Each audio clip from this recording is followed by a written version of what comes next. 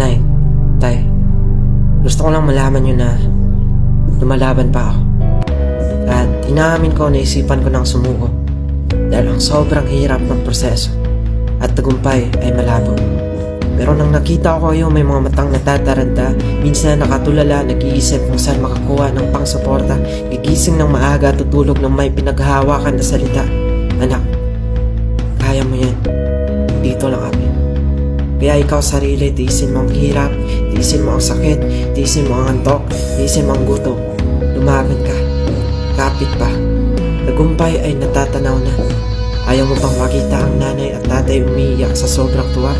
Dahil ang pangarap mo ay yun ang magbuwang. Kaya ang tangi kong panalangin na balang araw masasabi ko, Nay, Tay, pahinga na. Kasi ako naman.